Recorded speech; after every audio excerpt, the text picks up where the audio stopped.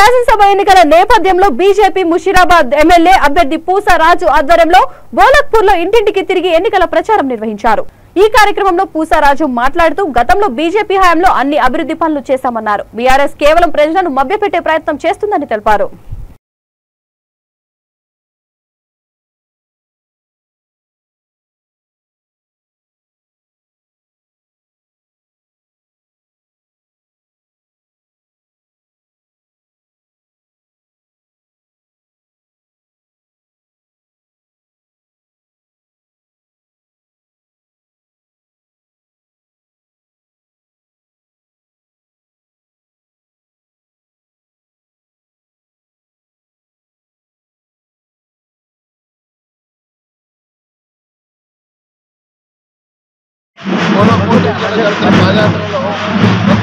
ఇంటి సమస్యలు ప్రతి ఇంటి సమస్యలు ఎక్కడ చూసినా కానీ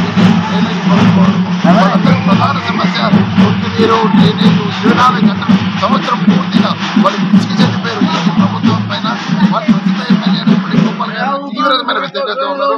ఎందుకంటే మా డాక్టర్ లక్ష్మణ్ గారు ఏదైతే ఎమ్మెల్యేగా ఉన్నారో ఆ అభివృద్ధి తప్పించి వాళ్ళు చేసింది ఏమాత్రం శూన్యం। ఈ 10 సంవత్సరాల ప్రభుత్వం తరఫు నుంచి వచ్చిన సహకారం కూడా ఎటువంటి సహకారం లేదు। మా లక్ష్మణ్ గారు అప్పుడు నిర్మించిన ఆయన హయాంలో నిర్మించిన డబుల్ బెడ్రూమ్లు మన ఏది రంగానగర్ నుంచి సిసి రోడ్లు కానీ లక్ష్మణ్ గారి హయాంలో చేసినాయి కానీ ఈ ఎమ్మెల్యే గోపాల్ గారు గెలిచిన తర్వాత ఎటువంటి ఇది కూడా డెవలప్మెంట్ అనేది జరగలేదు।